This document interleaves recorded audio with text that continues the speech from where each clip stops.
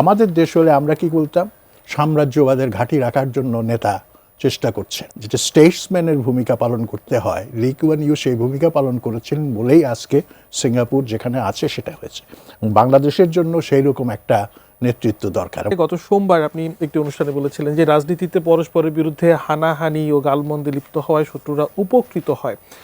রাজনীতিতে আমরা সাম্প্রতিক সময় দেখছি নতুনভাবে মেরুকরণ হচ্ছে, রাজনৈতিক দলগুলোর ভিতরে বিভিন্ন ধরনের বিভাজন হচ্ছে। সেই বিভাজন কাটিয়ে উঠে দল এবং দেশকে এক সুতোয় বাঁধবেন সেটা নিয়ে অনেক ধরনের জল্পনা কল্পনা চলছে। একই সাথে দেশের অর্থনীতির অবস্থাও তো অনেকটা নাজুক। ঠিক সামগ্রিক সব কিছু মিলিয়ে আজকে যখন তারেক রহমান বলছেন উই হ্যাভ এ প্ল্যান, এই পরিকল্পনাতে নিশ্চয়ই অর্থনীতি নিয়েও কিছু একটা থাকবে। আপনি অর্থনীতির শিক্ষক, আমাদেরকে কি বার্তা দিবেন? না দেখুন, আপনি যেই প্রশ্ন করেছেন তার জন্য ঘন্টাখানিক লাগবে কথা বলতে। আপনি আমাকে দিবেন 3 মিনিট, তো এটা আমার প্রতি খুব অবিচার। তো সেই প্রতিবাদটা জানিয়েই যেটুকু আমি বলতে পারি সেটা হচ্ছে রাজনৈতিক ঐক্য সৃষ্টি করা।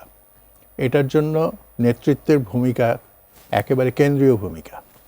আপনি জানেন, মিস্ত্রি যখন জমাট বাঁধানো হয় তখন তার মধ্যে একটা সুতো লাগে, এই সুতো ছাড়া মিস্ত্রি জমাট বাঁধে না।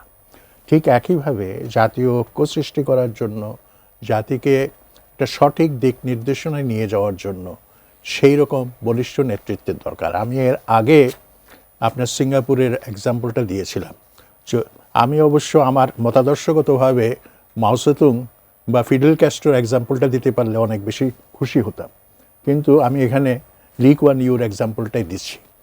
তিনি যেভাবে দেশের সমস্যাগুলোকে চিহ্নিত করেছিলেন, সেখানে তিনি যেটা করেছিলেন, উনি দেখলেন দেশের অবস্থা খুব খারাপ, মানুষ খুব গরিব, মানুষের মধ্যে কর্মসংস্থান নাই। এর মধ্যে সেখানে একটা ব্রিটেনের সামরিক ঘাঁটি ছিল, তারা ঘোষণা দিল যে তারা এই ঘাঁটি প্রত্যাহার করে নেবে।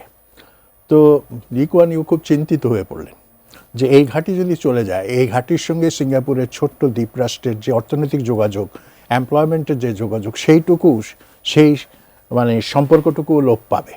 তখন উনি ঘাঁটি রাখার জন্য ডিপ্লোম্যাসি করলেন এবং ব্রিটেন শেষ পর্যন্ত রাজি হলো। আমাদের দেশ হলে আমরা কি বলতাম, সাম্রাজ্যবাদের ঘাঁটি রাখার জন্য নেতা চেষ্টা করছেন, এইটা আমরা বলতাম।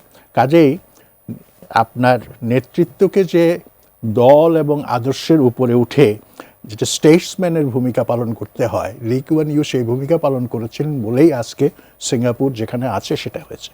বাংলাদেশের জন্য সেই রকম একটা নেতৃত্ব দরকার এবং আমরা আশা করব তারেক রহমান সেই রকম একটা নেতৃত্ব আমাদেরকে উপহার দেবেন। আর অর্থনীতির কথা বলছেন, কাজটা খুব কঠিন, বিশেষ করে দারিদ্র্য দূরীকরণ এবং বেকার সমস্যার সমাধান। এগুলোর জন্য সবচেয়ে বেশি যেটা প্রয়োজন সেটা হচ্ছে বিনিয়োগ। আমাদের দেশে ব্যক্তি বিনিয়োগ, বিদেশি বিনিয়োগ কোনোটাই সন্তোষজনকভাবে হচ্ছে না। যতক্ষণ পর্যন্ত বিনিয়োগ না হবে ততক্ষণ পর্যন্ত কিন্তু বিনিয়োগ বাড়ানো সত্যি একটা চ্যালেঞ্জের ব্যাপার।